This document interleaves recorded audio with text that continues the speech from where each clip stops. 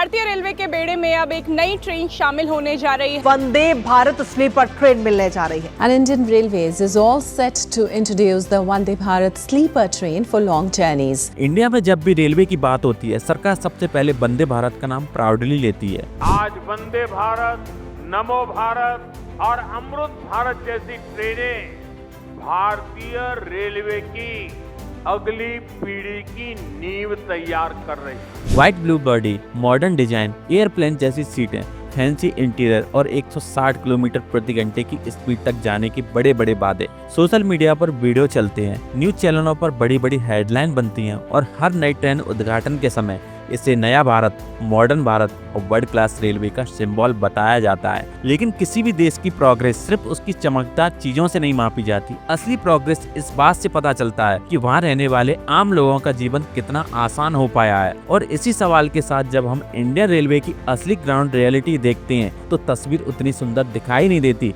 जितनी हमें दिखाई जाती है। आज भी भारत का रेलवे सिस्टम भीड़ से टूट चुका है। लाखों लोग हर दिन ट्रेन का इस्तेमाल करते हैं, लेकिन आज भी वेटिंग लिस्ट इतनी लंबी होती है कि लोग महीने पहले टिकट बुक करके भी पक्का सफर नहीं कर पाते। स्लीपर कोचेस भरे रहते हैं, जनरल कंपार्टमेंट में लोग धक्के में सफर करते हैं, लंबी यात्राएं खड़े होकर पूरी करनी पड़ती हैं और कई बार तो वॉशरूम जैसी बेसिक सुविधाएं भी मिलना मुश्किल हो जाता है। अंदर से वही पुरानी समस्याएं आज भी जस से तस की खड़ी हैं। सरकार कहती है वंदे भारत देश का गर्व है और सच भी यही है। यह ट्रेन इम्प्रेसिव है, लेकिन सवाल ये नहीं कि वंदे भारत अच्छी है या नहीं, सवाल ये है कि क्या ये ट्रेन हमारी असली समस्याएं सॉल्व करती है या नहीं। जवाब है बिल्कुल नहीं, क्योंकि भारत की समस्या ट्रेन नहीं, सिस्टम है। भारत जैसे 140 करोड़ की आबादी वाले देश में रेलवे एक सिर्फ ट्रांसपोर्टेशन सिस्टम नहीं बल्कि लाइफलाइन है। हर दिन करोड़ों लोग जॉब, स्टडी, ट्रीटमेंट, वर्क और लाइफ के हजारों कारणों से ट्रेनों में सफर करते हैं। लेकिन उन्हें क्या चाहिए? ज्यादा ट्रेनें, ज्यादा कोचेस, बेटर ट्रैक्स, बेहतर सेफ्टी, अफोर्डेबल टिकट्स और ये भरोसा हो कि जब जरूरत हो तो उन्हें कंफर्म सीट मिल सके। Railway technically profit making company नहीं है, ये देश की सेवा के लिए है। लेकिन फिर भी ऑपरेशन रेशियो कई सालों तक 95 से 100% के आसपास रहा है। मतलब जितना कमाया लगभग उतना खर्च हो गया। कुछ सालों में तो हाल और खराब था। तो ऐसे में प्रायोरिटी होनी चाहिए कि कैपेसिटी बढ़े, सेफ्टी बढ़े, अफोर्डेबिलिटी बढ़े, लेकिन फोकस चमकदार प्रोजेक्टों पर ज्यादा दिखता है। वहीं पर जहाँ सच में काम होना चाहिए वहाँ उतनी प्रायोरिटी दिखाई नहीं देती। सरकार कहती है कि वंदे भारत 130 से 140 किलोमीटर प्रति घंटे की स्पीड से चलती है। सुनने में बहुत शानदार लगता है, लेकिन ग्राउंड रियलिटी ये है कि इन ट्रेनों की एवरेज स्पीड 70 से 80 किलोमीटर के आसपास ही रहती है। यानी वही जो 30 से 40 साल पुरानी राजधानी और शताब्दी जैसी ट्रेन में देखी जाती। कारण बहुत सिंपल है, ट्रेन फास्ट है लेकिन पटरी बहुत स्लो है। पर चाहे आप सबसे मॉडर्न ट्रेन चला लो, फिर भी वो फरारी नहीं, स्कूटर ही लगेगी। यानी प्रॉब्लम वंदे भारत की नहीं, प्रॉब्लम है रेलवे इंफ्रास्ट्रक्चर की।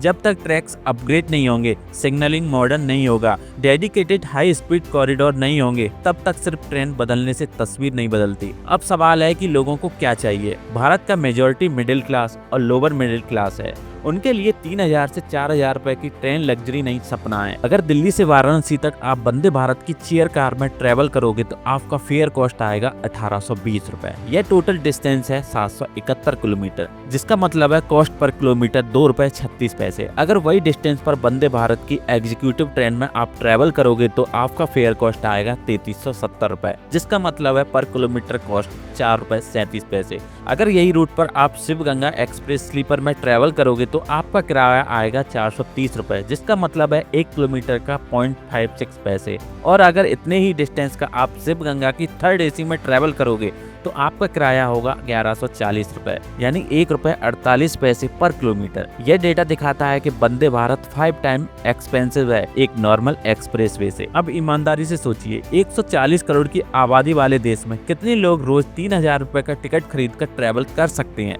बहुत कम। लेकिन जिन 90% लोगों को अफोर्डेबल सीट चाहिए, जिनके लिए ट्रेन रोजमर्रा की जरूरत है, उन्हीं की जरूरतें आज सबसे बड़ी अनदेखी की जा रही है। सरकार कहती है वंदे भारत ट्रेन फुल चलती है, लेकिन पूरा सच ही नहीं। कुछ रूट्स जैसे दिल्ली से वाराणसी, मुंबई से अहमदाबाद पर ऑक्यूपेसी ठीक है, लेकिन कई रूट्स ऐसे हैं जहां ट्रेन आधी खाली चलती हैं, जैसे नागपुर टू सिकंदराबाद, पुरी टू रुकरेला। और नॉर्मल ट्रेन आज भी सिर्फ भरी नहीं रहती, बल्कि कई बार क्षमता से ज्यादा पैसेंजर ट्रेवल करते हैं। इसका मतलब डिमांड लग्जरी ट्रेन की नहीं, डिमांड कैपेसिटी की है। लोगों को शोपीस ट्रेन नहीं चाहिए, उन्हें ज्यादा कोचेस चाहिए, ज्यादा ट्रेन चाहिए, ज़्यादा सीट्स चाहिए और ये भरोसा चाहिए कि वो सफर डिग्निटी के साथ पूरा हो सके। सबसे बड़ा और सबसे गंभीर मुद्दा आता है सेफ्टी का। भारत ने कवच जैसी ब्रिलियंट टेक्नोलॉजी बनाई तो है, अगर लागू हो जाए तो कई हादसे रोके जा सकते हैं। अगर ड्राइवर रेड सिग्नल मिस करे तो ट्रेन अपने आप रुक जाए, मतलब एक्सीडेंट की संभावना बहुत कम है। लेकिन ये सिस्टम आज पूरे देश में लागू नहीं है। रेलवे नेटवर्क के सिर्फ बहुत छोटे हिस्से पर ही ये मौजूद है और जब एक्सीडेंट होते हैं तब एक्सपर्ट भी यही कहते हैं, अगर कवच लगा होता तो ये हादसा नहीं होता। यानी हमारे पास टेक्नोलॉजी है, हमारे पास टैलेंट है, कैपेबिलिटी है, लेकिन प्रायोरिटी नहीं है और ये सबसे चिंताजनक बात है। और फिर आता है रेलवे का ह्यूमन साइड। ट्रेन सिर्फ इंजन, ट्रैक्स और कोचेस का नाम नहीं, इसके पीछे लोग हैं, लोको पायलट्स, गार्ड, टेक्नीशियंस, क्लीनर्स और लाखों रेलवे स्टाफ। लेकिन उनकी वर्किंग कंडीशन आज भी काफी मुश्किल है। कई रिपोर्ट्स बताती हैं कि ड्राइवर्स को 14 से 15 घंटे तक ड्यूटी करनी पड़ती है, प्रॉपर रेस्ट फैसिलिटी नहीं है, स्टाफ कम है, वर्कलोड ज्यादा। अब सिंपल लॉजिक है, जो लोग ट्रेन चला रहे हैं अगर वही टायर्ड और बर्नआउट होंगे तो हादसों का खतरा अपने आप बढ़ता जाएगा।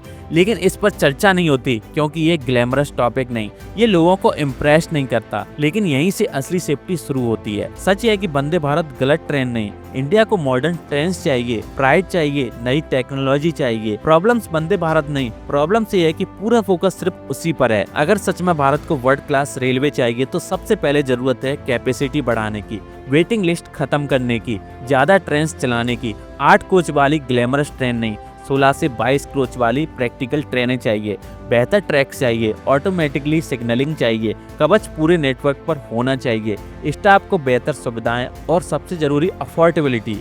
क्योंकि डेवलपमेंट तब तक डेवलपमेंट नहीं है तब तक उसका फायदा अमीर से ज्यादा मिडिल क्लास और लोअर क्लास लोगों को ना मिल सके, वरना वो सिर्फ एक दिखावा रह जाता है। रेलवे को कभी देश की लाइफलाइन कहा जाता था, लेकिन अगर लाइफलाइन को ही नजरअंदाज कर दिया जाए, सिर्फ उसका आउटर मेकअप किया जाए तो डेवलपमेंट नहीं, एक हॉलो रियलिटी बन जाती है। वंदे भारत ये साबित करती है कि भारत कर सकता है। हमारे इंजीनियर, हमारे वर्कर्स, हमारी कैपेबिलिटी किसी भी देश से कम नहीं है। लेकिन असली सवाल ये है कि हम क्या बना सकते हैं। असली सवाल है कि हम किसके लिए बना रहे हैं, सिर्फ 10% प्रिविलेज लोगों के लिए या पूरे देश के लिए। इंडिया तब ट्रूली आगे बढ़ेगा जब डेवलपमेंट सिर्फ कुछ लोगों का कंफर्ट नहीं बढ़ाएगा बल्कि आम लोगों की मुश्किलें कम करेगा। और इसलिए सच्चाई बहुत सिंपल है, भारत को अब सिर्फ वंदे भारत नहीं चाहिए, भारत को ज़्यादा ट्रेन चाहिए, ज़्यादा सीट चाहिए, ज़्यादा सेफ्टी चाहिए, ज़्यादा डिग्निटी चाहिए। अगर रेलवे सही हो गई हो तो देश अपने आप आगे बढ़ जाएगा, क्योंकि ये सिर्फ ट्रैवल नहीं, ये इकोनॉमी है, ये रोजगार है, ये कन्वीनियंस है और सबसे बड़ी बात, ये आम भारतीय की उम्मीद है। इंडिया को सच में आगे बढ़ाना है तो ग्लैमरस से ज्यादा ग्राउंड रियलिटी को प्रायोरिटी देनी पड़ेगी, तब ये देश सच में कह पाएगा हाँ हम वाकई वर्ल्ड क्लास हैं। अगर वीडियो अच्छी लगी हो तो वीडियो को लाइक करना, शेयर करना और सब्सक्राइब जरूर कर देना। मिलते हैं आपसे अगली वीडियो में, तब तक के लिए जय हिंद।